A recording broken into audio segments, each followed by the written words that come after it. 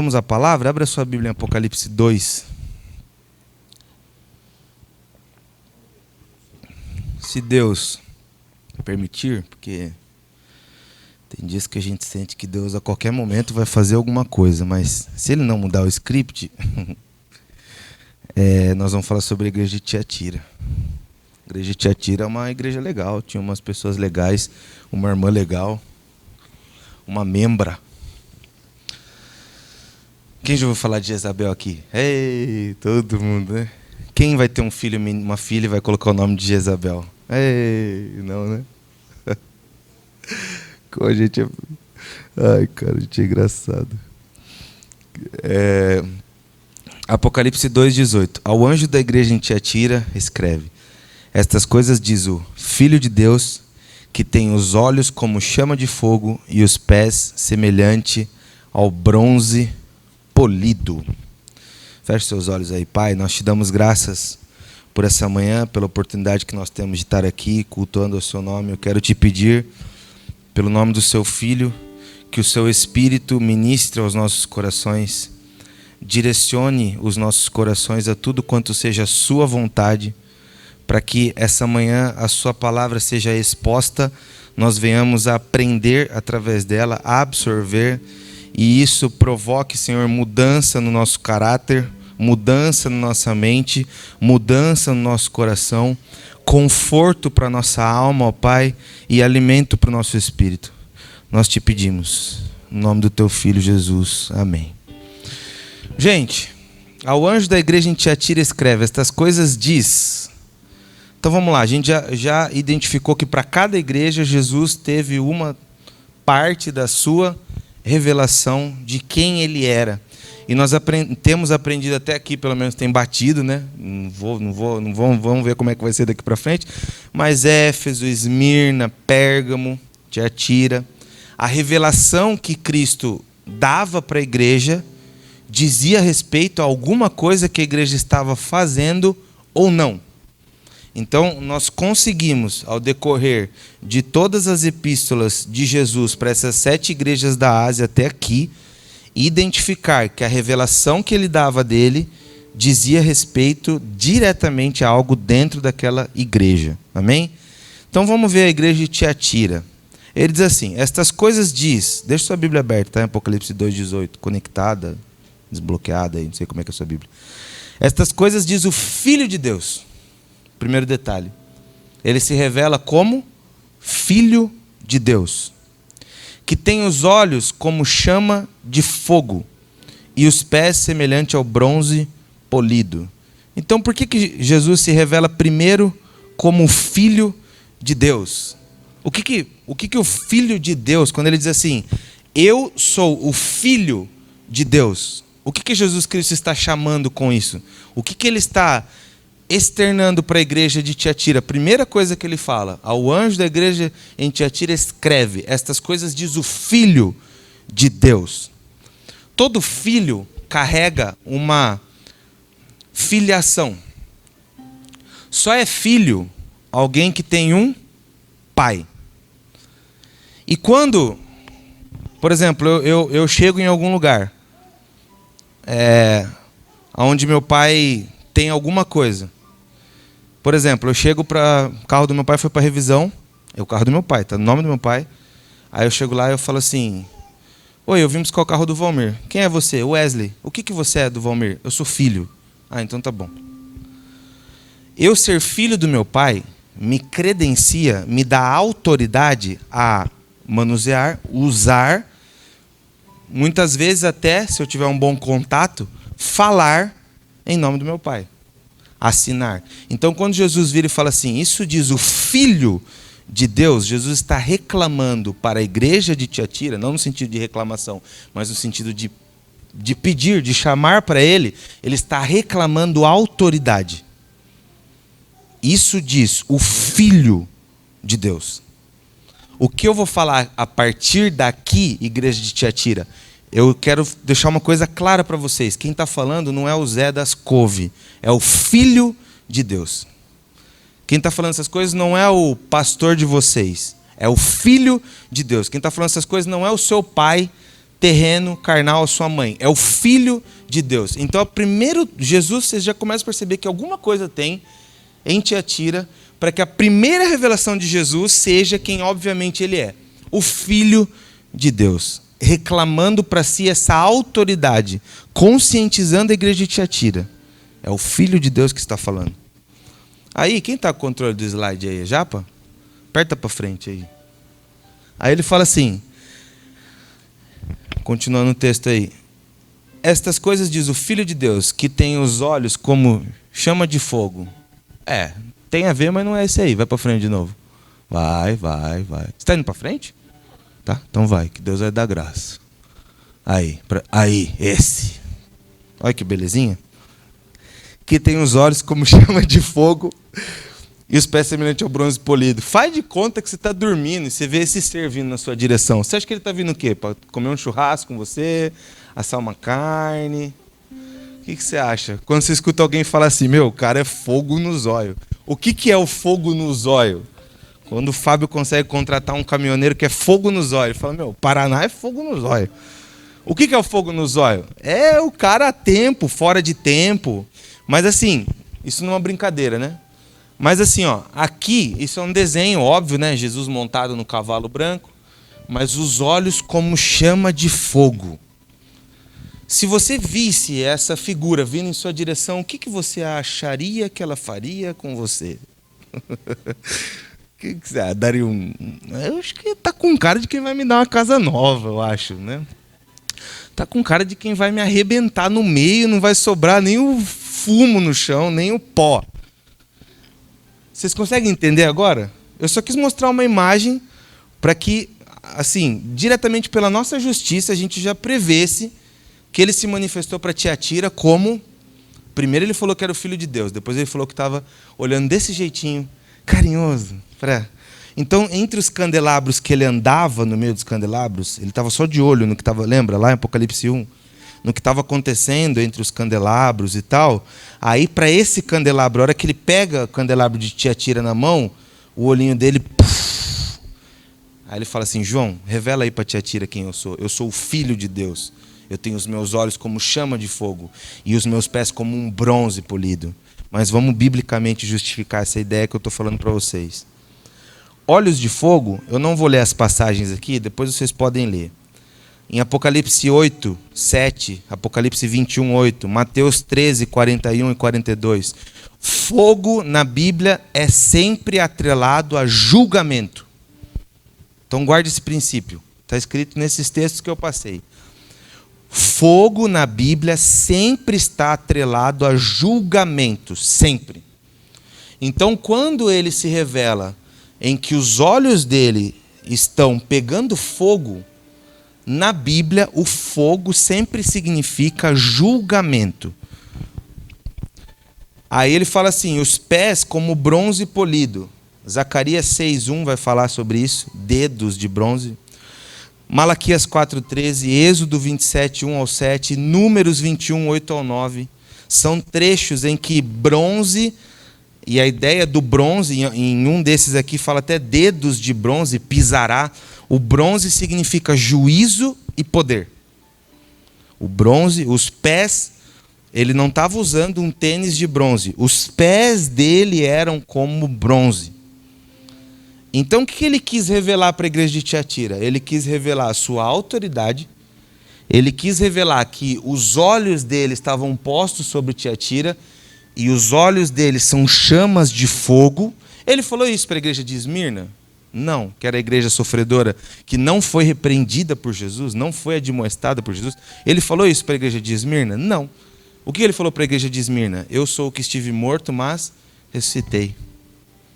Agora, para a igreja de Tiatira, não. Ele falou, os meus olhos são como chamas de fogo, e eu estou olhando para vocês com um olhar de julgamento.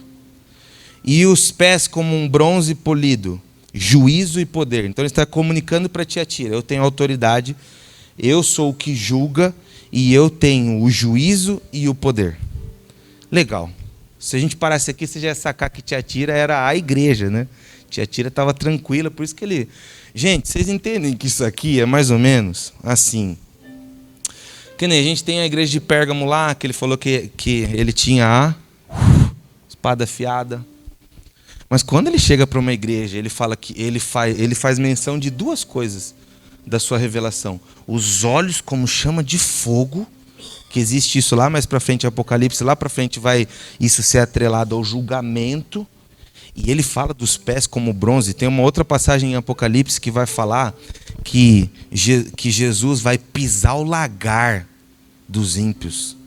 Ou seja, vai juntar os ímpios no lagar. Vocês lembram o que é o lagar? É feito para pisar. E aí ele vai vir com esse pé de bronze, que é juízo, e vai... Por isso que as vestes dele são manchadas de sangue, tá, gente? Que sangue você acha que é esse aí? O sangue que vem nas vestes dele é da galera que ele vem fazendo juízo, tá? Então vamos lá. Então ele diz para Tiatira: eu tenho autoridade, julgamento, juízo e poder. Legal a revelação dele para Tiatira. A gente já percebe que vai vir alguma coisa de interessante aí. Agora, vamos no versículo 19 do capítulo 2 de Apocalipse e ver o que a igreja de Tiatira tinha. Porque uma igreja repreendida dessa forma só pode ser uma igreja o quê? Letárgica, uma igreja que não tem atividades, uma igreja que não tem atividade segunda, terça, quarta, quinta, sexta, uma igreja que não é assistencialista, uma igreja que, né, só pode ser uma igreja assim. Então vamos ver. É o que a gente está aprendendo, né? Olha o que ele diz para a igreja de Tiatira, para a mesma igreja que ele se revelou, como os olhos de chama de fogo e os pés como bronze. E que era o Filho de Deus. Conheço as tuas obras, o teu amor, a tua fé, o teu serviço, a tua perseverança e as tuas últimas obras mais numerosas do que as primeiras. Feche seus olhos e vamos orar agora para que o Senhor tenha misericórdia da nossa vida. Porque não é a primeira igreja que faz um monte de coisa legal, um monte de coisa interessante. Vocês entendem que ele falou assim: a tua perseverança e as tuas últimas obras mais numerosas do que as primeiras. Ele está falando assim para a igreja de Tiatira: eu conheço que vocês estão se desenvolvendo. Eu conheço que vocês estão crescendo. Gente, isso é assustador, não assusta vocês? Me assusta, cara, de verdade. Porque eu sei que assim, aqui na nossa comunidade, por nós sempre falarmos isso, talvez você já descaracterizou um pouco a questão de uma igreja trabalhar bastante, ser visivelmente frutífera, não ter nada a ver com estar aprovada diante de Deus e estar dentro do tempo de Deus. Eu sei que a gente tem essa ótica hoje, né? A gente já pensou também que isso não tem que nos levar para uma letargia, ao ponto de a gente olhar e falar: tem tudo, mas não tem a essência. Daí no nosso inconsciente está assim: eu tenho a essência, mas daí não faz nada. Está errado também. Mas, gente, que assusta, assusta. Eu estou lendo as cartas do Apocalipse e eu estou ficando aterrorizado. Se Jesus hoje fosse se manifestar na nossa comunidade, qual parte dele será que ele nos revelaria? Isso depende de você, Wesley. Não. Isso é criança esperança. Depende de nós. Depende de nós. É verdade, gente. Porque a repreensão aqui, algumas coisas, elas atingiam um anjo da igreja. Mas a gente vai ver aqui para frente que, na verdade, quando ele começa a falar com o anjo da igreja, ele está falando com quem? Com a igreja. Ele está falando com a comunidade. Então, depende de nós, de verdade. Depende de nós, depende de mim e depende de você. Para que a gente pegue essas cartas aqui, escute tudo que a gente está ouvindo esses dias, cara. Tudo, tudo, tudo. Então, é uma revelação de Cristo e uma demonstração de Cristo. Uma revelação de Cristo e uma demonstração de Cristo. A gente pegue tudo isso aqui e, pelo Espírito Santo de Deus, ele desenvolva cada dia mais em nós uma mentalidade onde a gente seja para Ele. Porque, nós somos menores do que a igreja de Tiatira? Não. Nós somos menores do que a igreja de Éfeso? Não. Nós somos maiores do que a igreja de Éfeso? Não. Nós somos maiores do que a igreja de Pérgamo? Não. Enquanto castiçal que somos, que cada igreja é um castiçal, nós somos menos importantes do que a igreja de Éfeso? Não. Nós estamos mais longe dele, que está no meio dos castiçais? Não. Nós temos menos importância para Ele? Não. Nós somos menos relevantes para Ele? Não. Nós somos iguais. Nós somos o mesmo castiçal, alcançado pelo mesmo Mestre, pelo mesmo Senhor, pelo mesmo Jesus, que nos amou na mesma medida que Ele amou Éfeso, na mesma medida que Ele amou Tiatira, que vai interferir na nossa vida do mesmo jeito que Ele interferiu em Tiatira, do mesmo jeito que Ele interferiu em Éfeso, que vai fazer o que for preciso para colocar a igreja dele em ordem. Então nós somos iguais. Todas essas admoestações nos cabem em gênero, número e grau, perfeitamente. Então era uma igreja com obras, era uma igreja com amor. Gente, uma igreja com obras, amor, fé, serviço e perseverança, o que falta para essa igreja? E ele faz um contraste com Éfeso, né? Sem citar Éfeso, porque em Apocalipse 2,5 ele vira para Éfeso e fala assim: lembra-te, pois, de onde caíste, arrepende-te e volta à prática das primeiras obras. Se não vem a ti, moverei do seu lugar o candeeiro, caso não te arrependas. Então ele está falando assim para a igreja de Éfeso: vocês eram tops, vocês estavam voando, mas vocês retrocederam. Agora para Tiatira ele vira e fala assim: vocês estavam lá atrás. Ele diz assim: eu conheço a tua perseverança e as tuas últimas obras mais numerosas do que as primeiras. Então já não é a mesma repreensão para Éfeso. Então enquanto Éfeso estava retrocedendo naquilo que ela já tinha feito e muito, Tiatira estava progredindo, mas tinha um problema muito sério na igreja de Tiatira. Vamos lá. Contextualizando Tiatira. Só para vocês entenderem, a cidade de Tiatira era o quê? A gente tem que entender isso para entender o problema que tinha na igreja. Tiatira era uma cidade pequena e pouco importante. A importância da cidade era comercial, pois ficava no caminho por onde viajava o correio imperial e por onde se transportava todas as mercadorias entre a Europa e a Ásia. Por causa da importância comercial, Tiatira era sede, presta atenção nisso, de vários grêmios, sindicatos de comércios importantes. Então em Tiatira tinha o sindicato de lã, já tinha sindicato naquela época já, hein, Sérgio? Tinha o sindicato de lã, tinha o sindicato de couro, de linho, de bronze, de tintureiros, de alfaiates, de vendedores de púrpura. Lembra de Lídia, lá em Atos, onde o Senhor abriu o coração dela para que ela abraçasse o evangelho? Ela era vendedora de púrpura. Provavelmente, acredita-se que ela era de Tiatira. Tá? Só que qual que era o problema? Cada um desses sindicatos tinha um deus. Era impossível vender algo sem ser participante destes sindicatos. Então, o cara que tinha as ovelhinhas e tosqueava elas para vender lã, se ele não fizesse parte do grêmio de Tiatira, do sindicato de Tiatira de lã, ele não conseguia vender lã. Não é que nem hoje, que eu posso abrir um comércio e não ser ligado ao Sincomércio, né? Ao sindicato do comércio. Não. Era específico em Tiatira. Então, você vende lã? Sim. Então, aquela casa é o sindicato de lã. Só que você entrava dentro do sindicato de lã, cada sindicato, cada grêmio tinha uma deidade, tinha um deus.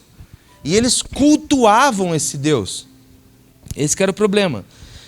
Cada grêmio tinha sua divindade titular. Nessas reuniões dos grêmios, então na reunião dos vendedores de púrpura, na reunião dos vendedores de lã, cada uma dessas reuniões havia banquetes com comida sacrificada aos ídolos.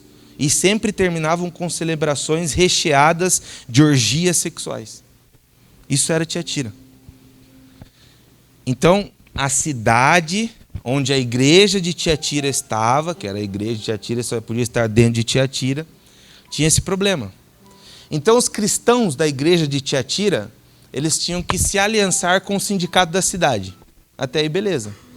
Mas aquela época, e gente, nós estamos falando de um tempo, quem assiste às séries medievais aí vai ver que hoje a gente tem o ateísmo, né? Mas tem muito, muito, senão a maioria do ateísmo hoje é ignorante, o cara é ateu, graças a Deus. Mas naquela época não tinha ateísmo, não existia. Todo mundo tinha um Deus. Os nórdicos tinham Odin, os gregos tinham a mitologia grega, tinha a mitologia romana, dos romanos. E tinha o cristianismo. Então, cada um tinha um Deus. Isso era cultural. Isso era a coisa mais normal do mundo. Não tinha como alguém virar e falar assim, não, eu não creio em Deus nenhum. Eles iam rir da sua cara. Porque desde os primórdios se acredita em alguém. Porque o homem nasceu com uma necessidade de idolatrar alguém. A gente já estudou, já falou sobre isso.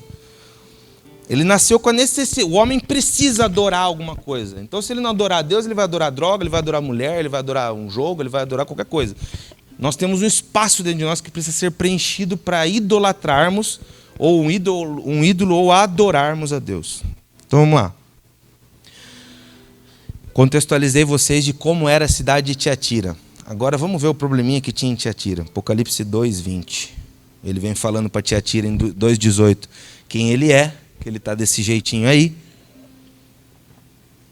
2:19, ele elogia Tiatira. Olha Jesus fazendo o que Paulo falou. A profecia vem para exortar, consolar e edificar. Então vamos lá. Tenho, porém, contra ti o tolerares que essa mulher, Jezabel, que a si mesmo se declara profetiza, não somente ensine, mas ainda seduza os meus servos a praticarem a prostituição e a comerem coisas sacrificadas aos ídolos.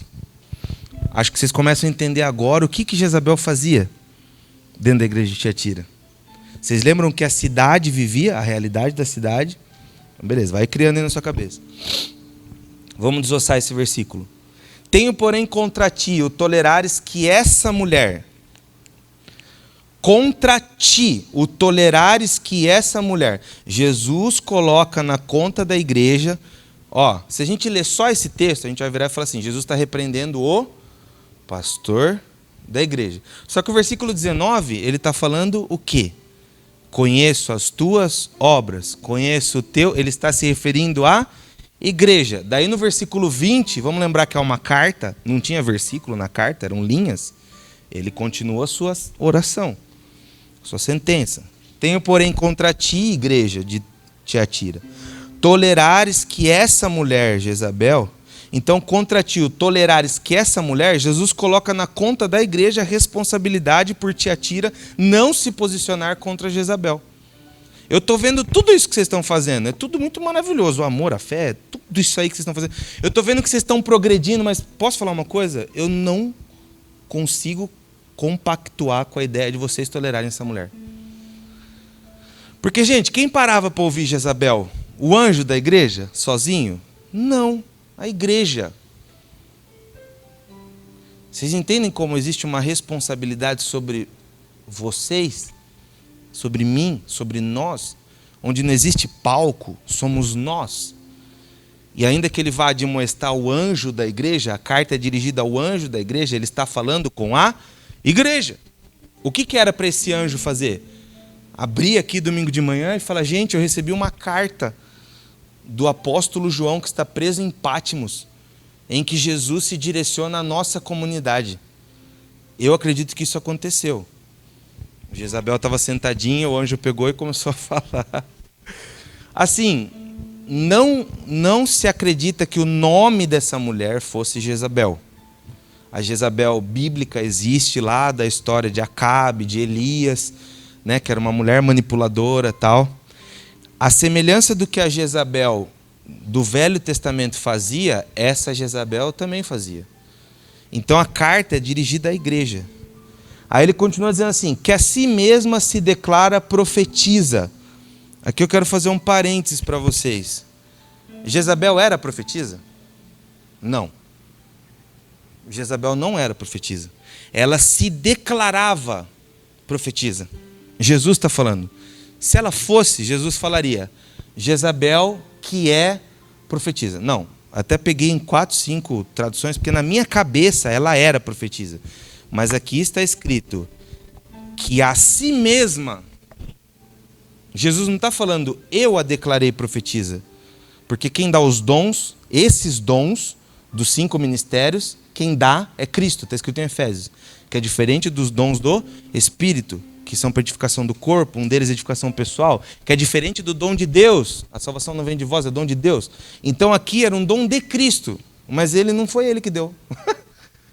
Ela agia como profetisa, falava que era profetisa, a galera reputava ela como profetisa, só Jesus não falou, não é. Ah, é? É, então, mas para mim não é. É legal esse Jesus, né?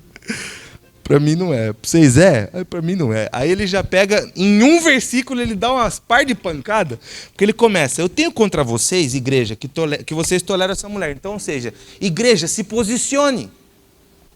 Gente, se um dia alguém, existe grande chance de ser eu, porque eu sou o que mais estou falando aqui de domingo, começar a falar asneira, tomar atitudes de asneira, vocês têm que se levantar.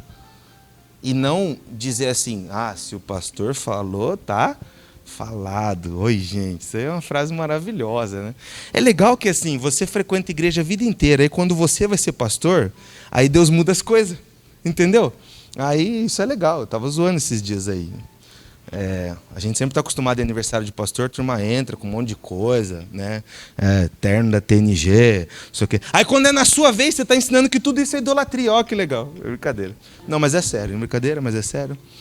Vamos para a palavra.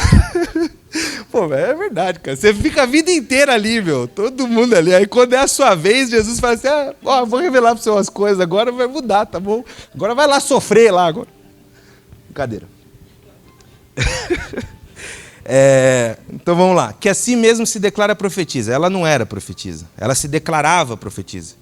Gente, você escuta qualquer um que diz que é alguma coisa, ou você pesa os espíritos?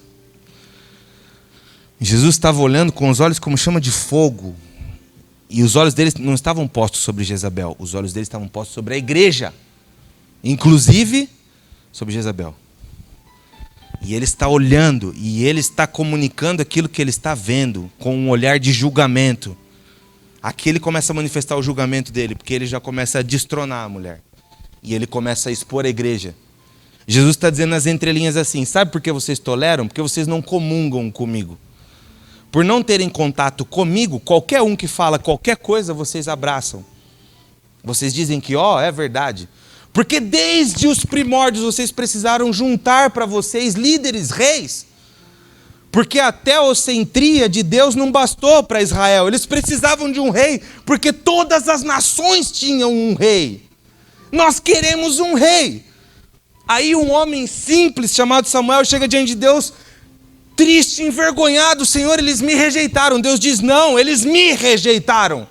Mas se é um rei que eles querem, vai lá e pega Saul, que é o maior, o mais bonito, o mais grandão. Vai lá e dá o que eles querem. Vai lá e coloca na vida deles aquilo que eles estão pedindo. Eles estão achando que sobre a minha tutela não está bom. No meu controle não está legal. Eles precisam de alguém, então dê um rei que eles querem. E aí Saul fez tudo que era legal. Em Saul, Israel se sentiu tão protegida, de certa forma, que um cara levantou e falou: bando de codorna, escolhe um para lutar comigo, um só. A gente resolve essa treta aqui. E aí, um pequenininho que estava pisando em fezes de ovelha, teve que levar comida para os irmãos que estavam tendo fome. Gente, pior do que você ser afrontado é você ficar passando fome na frente do afrontador de tanto tempo que você está lá. Que os soldados estavam lá acampados lá assim: o cara, você vai? Eu não vou não. Você vai? Não, eu não vou não. E o cara gritando lá: ei, bando de Zé, vem aqui. Que era quem? O gigante Golias. Vamos resolver essa treta nós aqui. Vocês não são, nós somos um reino também, nós somos os filisteus, nós temos um rei também. Vem alguém representando o rei de vocês, que eu vou representando o meu rei. Aí é legal que ninguém do reinado de Saul foi. Por quê? Porque um rei levantado nessas circunstâncias não habilita os seus soldados a lutarem. Teve que ir alguém que estava sobre uma outra pegada já. Teve que ir alguém que não frequentava o palácio, frequentava o vale, frequentava o riacho, pisava em fezes de ovelha. Teve que vir alguém que não sentava na mesa de Saul linda, que via Mical todos os dias, desejava as riquezas, olhava Saul e falava: que rei próspero, que rei bonito. Teve que vir alguém que não tinha contato com ninguém, teve que vir alguém do sítio, que estava longe, mas que estava focado em outras coisas, que um dia quando pegou um penacho escreveu: o Senhor é meu pastor e nada me faltará, deitar-me faz em vez de espaço. Onde você acha que ele aprendeu isso? Lá ele aprendeu isso. De onde você acha que vem a poesia de Davi? Onde ele derrotou o gigante? Onde ele derrotou o urso? Onde ele derrotou o leão? Aí quando ele se coloca para lutar diante de Deus, ele não estava representando Saul. Porque ele não chega lá e fala assim, quem é esse incircunciso para ir contra Saul, rei de Israel? Não. Ele fala, quem é esse incircunciso para ir contra o exército do Deus vivo? Era alguém que estava entendendo. Era alguém que não se colocou na monarquia, ainda estava na teocentria do negócio. Era alguém que foi no dia que Saul assumiu como rei, falou, que patafalhada que esses caras estão fazendo. Virou a costa, voltou a pastorear ovelhas, voltou a falar com o Deus dele, comungar com o Deus dele. Davi. Então, gente, nós precisamos nos posicionar, cara. Independente do que se coloca diante dos nossos olhos, velho. Porque quem ungiu Saul não foi o Zezinho da Rua 2. Foi um profeta, foi o último juiz. Foi Samuel, cara. Você vai questionar o que Samuel faz? Você não vai defender o que Samuel faz? Foi Samuel, foi o cara. Foi o último juiz, foi a única pessoa em Israel que tinha moral. Foi ele que ungiu. Mas quem tem discernimento entende o tempo e o modo de Deus agir. E sem ser ignorante, sem faltar sabedoria, porque esse não foi o maior desafio de Davi para equilibrar as coisas, de servir a Deus, mas não deixar de servir e desonrar um rei que o próprio Deus levantou. Não, Davi levou isso, gente, certinho até o fim, porque Saul quis matar ele. Davi dentro da casa de Saul era a manifestação da misericórdia de Deus, tentando levar Saul ao arrependimento. E na cabeça de Saul, Davi era o seu inimigo. Então ele quis matar, ele jogou lança em Davi. Só que quando ele ficava possesso, era o instrumento de Davi que acalmava ele, que fazia com que os espíritos malignos fossem embora. Mas ele perseguiu Davi, ao ponto de Davi ir um dia atrás dele, cortar a orla do vestido dele enquanto ele dormia, vazar lá longe e gritar e falar, Saul, se eu quisesse ter te matado, eu tinha te matado. Se acalma, não me mata. Mas não teve como. O poder saiu do ambiente e ele entrou na cabeça de Saul. E isso levou Saul à morte. O poder, a ganância. Ele não foi capaz de ver que Davi era uma salvação para ele. Então, que a si mesmo se declara profetiza. Aí ele diz assim, servos a praticarem, que a si mesmo se declara profetiza, versículo 20, não somente ensine, mas ainda seduza os meus servos a praticarem a prostituição e a comerem coisas sacrificadas aos ídolos. Servos a praticarem a prostituição.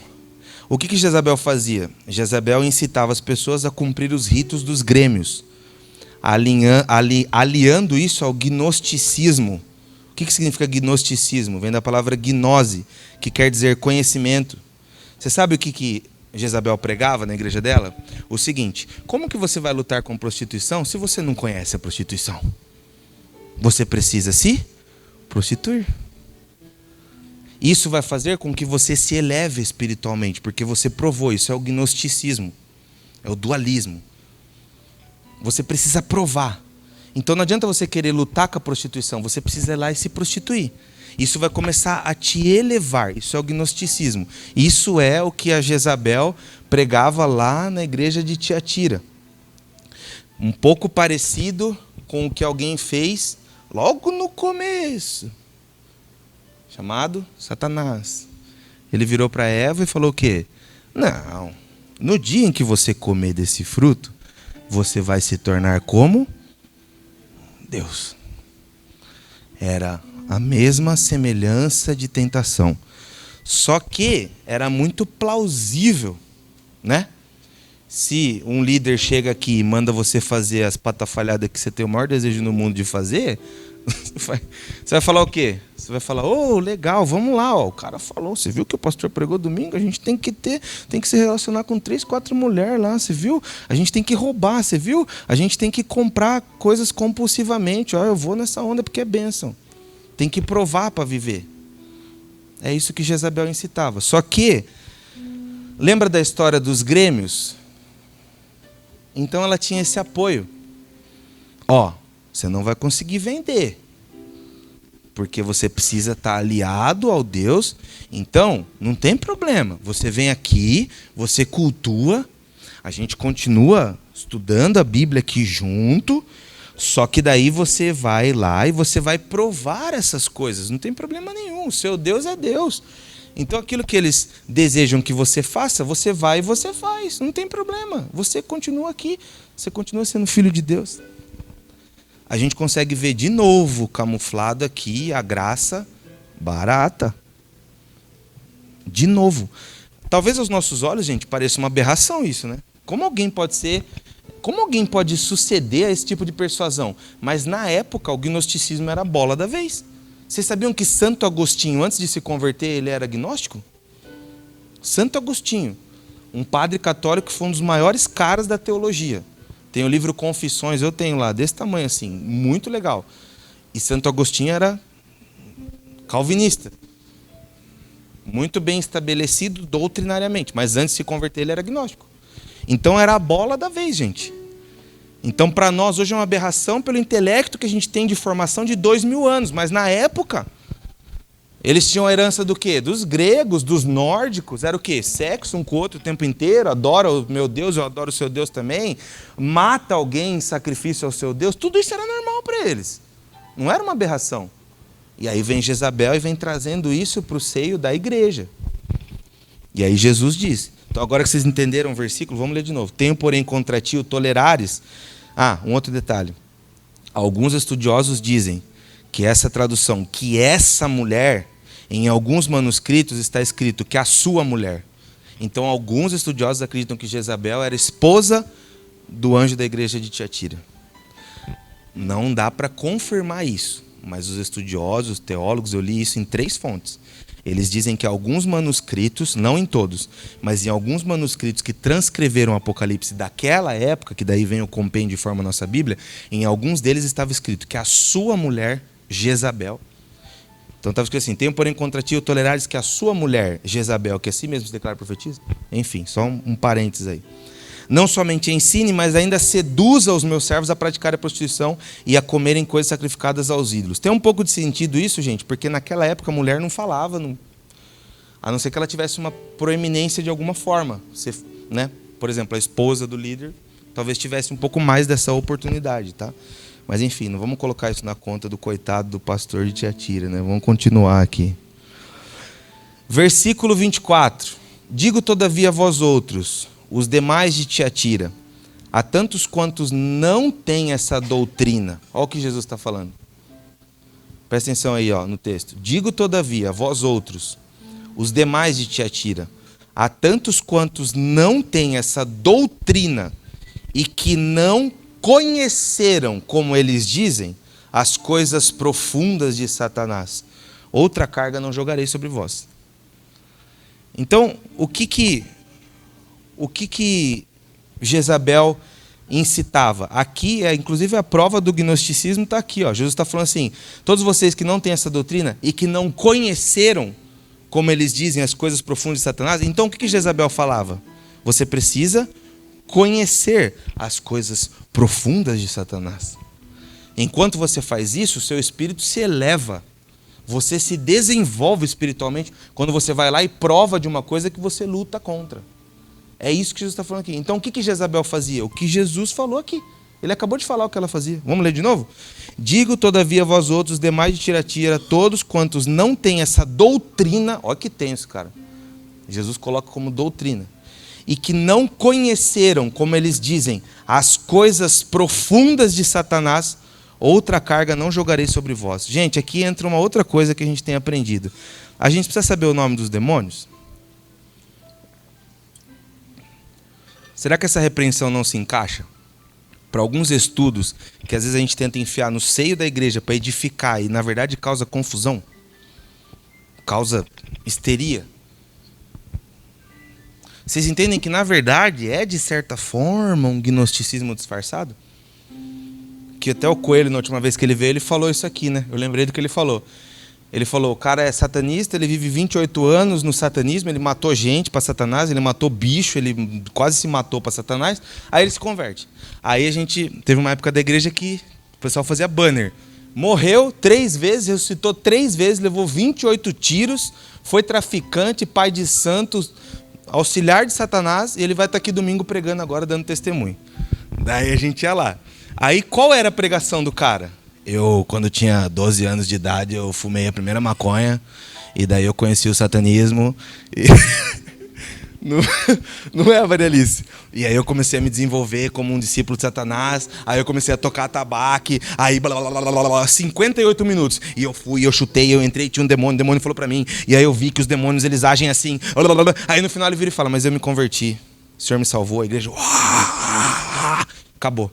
O cara falou uma frase de Jesus. 58 minutos de Satanás. Então qual foi o conhecimento que ele derramou sobre a igreja? O conhecimento de Satanás. Ele só falou de demônio, cara. Aí Jesus está vindo aqui e está falando assim, gente, vocês não precisam conhecer a doutrina do demônio. Se vocês tiverem a minha doutrina, vocês não precisam se preocupar com a doutrina do demônio. É simples. Então você não precisa conhecer o lado, não, eu preciso conhecer o lado dark da força para eu lutar contra ele. Todos que foram conhecer o lado dark da força, por lá ficaram. Você não tem a dúvida que você não é mais forte do que eles, por lá você vai ficar, irmão. Não tem como. Então o que a gente tem que se preocupar? O que Jesus está falando? Vamos ler de novo sobre essa perspectiva? Digo todavia a vós outros, demais de Tiatira. Então ó, a gente percebe que em Tiatira tinha dois públicos. Tinha a galera que ouvia Jezabel e tinha a galera dentro da igreja de Tiatira que não ouvia Jezabel. Então Jezabel não era irresistível. Essa Jezabel aqui de Apocalipse era uma mulher, era uma pessoa. A tradução original também descarta. Porque quando Jesus vai falar de Balaão, por exemplo, né, doutrina de Balaão, ele atrela. Ele fala direto, doutrina de Balaão. A doutrina, me fugiu o nome agora dos outros lá. Ele usa uma outra expressão, doutrina. Mas quando ele vai falar de Jezabel, ele está falando de uma mulher que ensinava, que abria a boca e falava, e ministrava. Com um espírito muito parecido com a Jezabel. Provavelmente por isso que ele usou o mesmo nome, Jezabel. Então, gente, nós não precisamos saber o nome dos demônios, nós precisamos saber os nomes de Jesus. Essa é a doutrina. Seu nome será Conselheiro, Deus Forte, Pai da Eternidade, Príncipe da Paz. Nós precisamos conhecer o nome de Jesus, nós precisamos conhecer a doutrina de Jesus, nós precisamos nos revestir das coisas que vêm do alto, nós precisamos revestir das obras da luz, nós precisamos andar na luz, nós precisamos andar em espírito e não cumpriremos as concupiscências da carne. Não é conheçamos a carne e não cumpriremos. Não, gnosticismo. Eu não preciso provar para daí conhecer, para daí não cumprir. Na verdade, no provar eu me amarro, eu me prendo, não tem como eu sair dali. Prende o meu intelecto, prende a minha mente, prende a minha vida. O que me liberta disso, na verdade, é o conhecimento da verdade. É o conhecimento da sã doutrina. Jesus vira para essa outra parte de Tiatira e fala assim, a todos vós, quanto não deram ouvidos a essa doutrina. E Jesus ainda é sarcástico. Percebe, gente? Vamos, interpretação de texto, olha lá. Tantos quantos não têm essa doutrina e que não conheceram, como eles dizem. Você percebe um sarcasmo? As coisas profundas de Satanás. Ele vira e fala, outra carga não jogarei sobre vós. Olha que interessante aqui, que é da hora pensar. Ó. Nós tínhamos uma comunidade, uma igreja em Tiatira. Dentro dessa igreja nós tínhamos uma divisão. Tinham pessoas que ouviam a Jezabel e com certeza os que não ouviam não estavam na crista da onda. Eles estavam o quê? Sofrendo. Por quê? Eram pessoas que conseguiam vender as coisas? Então, dentro de uma igreja que está evoluindo, que está crescendo, que tem fé, que tem amor, que tem perseverança, que agora as obras são maiores. As pessoas que não estavam vivendo dentro do sistema daquela igreja eram as pessoas corretas. Consegue imaginar isso aí? E aí, quando Jesus vai endereçar uma carta para aquela igreja e vai rebentar uns caras no meio, ele faz questão de citar essa minoria que estava sofrendo. Cara, Jesus é incrível. O que passa despercebido diante do Senhor? Ele libera uma sentença para uma igreja, mas para um povo dentro daquela igreja que estava entendendo que aquilo estava errado, estava se posicionando contra aquilo, não recebeu o juízo dele. Ele virou e falou, sobre vocês que não se dobraram a essa doutrina, fiquem tranquilos, os meus olhos de fogo são para purificar vocês, não são para julgar. Eu estou olhando para vocês também. Os meus olhos, como diz aquele texto, estão sobre toda a terra, julgando os bons e os maus. É por isso que a questão da salvação, a questão da manifestação da igreja é uma coisa extremamente pessoal. Nós tínhamos um pastor de uma igreja que não exercia o pastorado. Por conta disso, nós tínhamos uma mulher dominando a igreja de Tiatira. Mas dentro desse embate, nós tínhamos pessoas, crentes, assim como os que estavam dando ouvidos. Porque, gente, vamos lá. Jezabel era uma filha de Satanás? Essa Jezabel aqui de Apocalipse era uma filha de Satanás? Não. Porque Jesus corrige ela. E a palavra fala que ele só corrige a quem ele ama. E a quem ele tem por... Então vamos lá. A Jezabel lá do Velho Testamento era filha de Etibaal, esposa de Acabe. Quando veio de Sidom, trouxe consigo seus deuses e fez com que Acabe e seu povo adorassem a Baal. Acabe era rei do reino do norte. Do norte ou do sul? Agora eu não lembro. Acho que era do norte. Mas era rei de um dos reinos de Israel e ela fez com que o povo adorasse a Baal. Ela não queria eliminar o culto ao Senhor. Pior do que um mal que se manifesta é um que se abraça.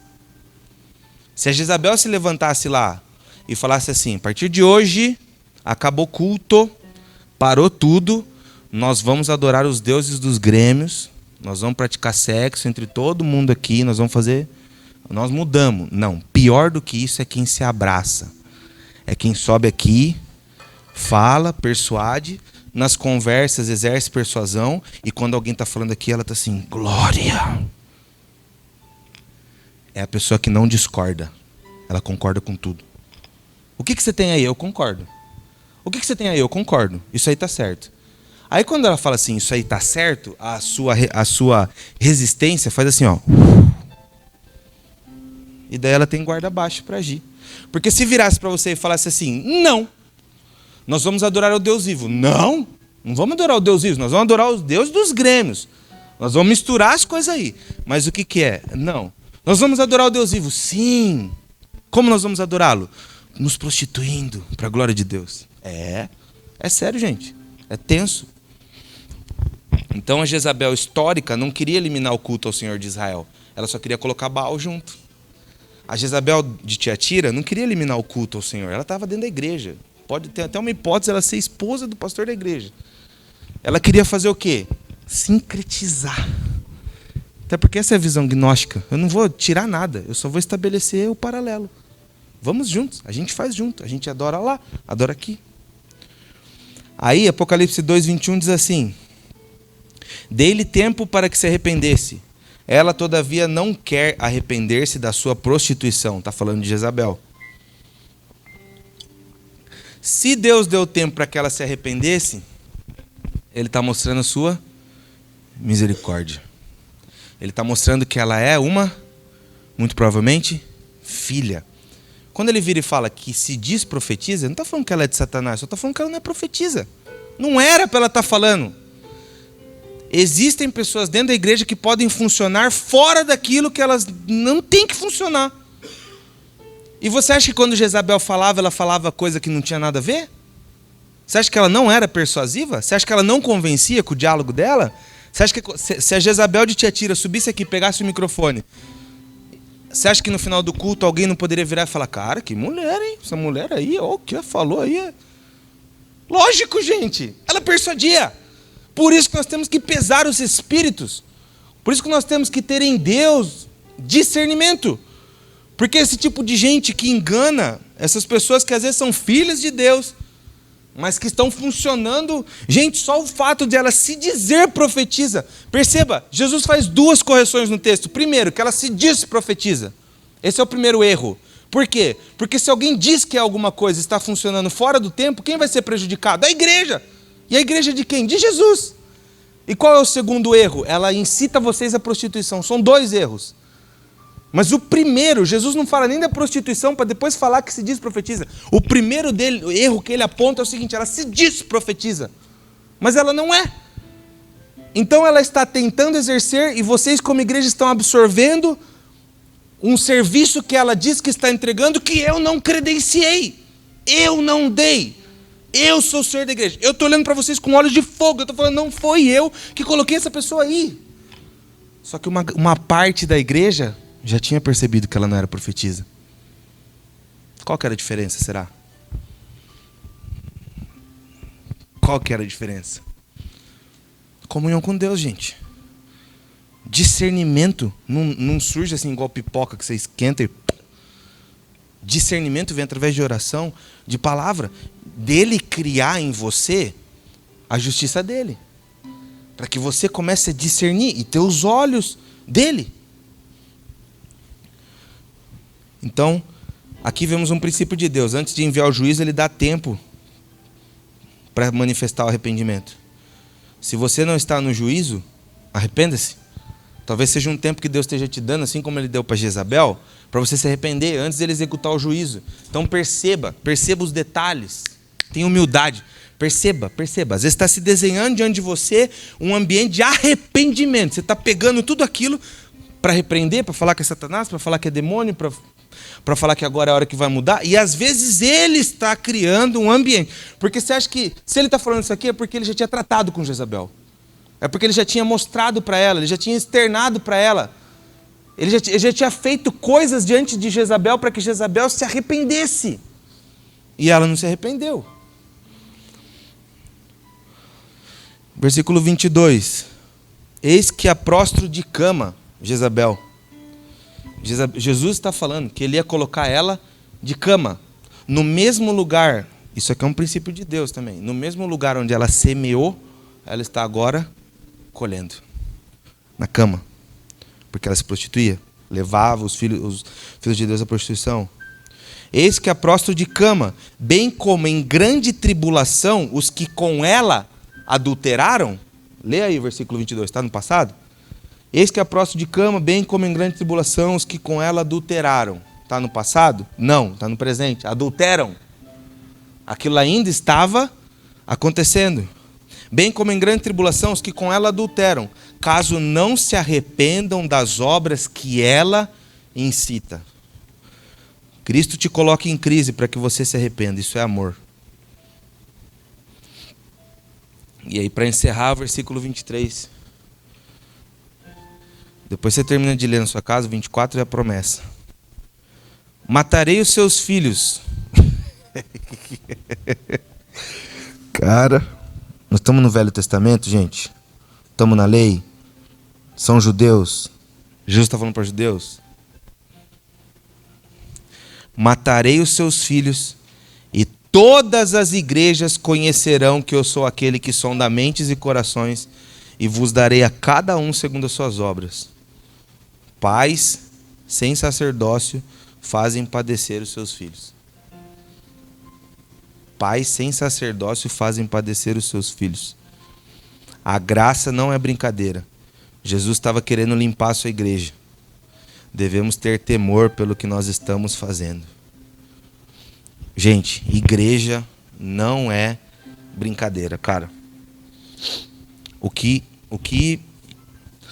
nós subimos aqui e falamos, a forma como você está levando a sua vida, sobe aqui e fala, as coisas que passam no seu coração, não é brincadeira. Jesus está olhando, ele está andando até hoje no meio dos candeeiros, no meio dos castiçais. E ele está contemplando. E ele falou para uma mulher na nova aliança. Ananias e Safira morreram, não morreram? Na velha aliança? Não. Por causa da lei? Não. Morreram na graça.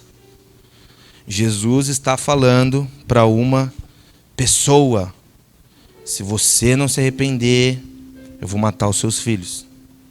É Jesus, tá, gente? Vocês entendem agora?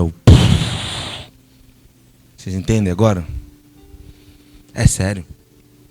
Então eu preciso ter medo de Jesus. Não precisa ter medo de Jesus. Você precisa se aproximar de Jesus.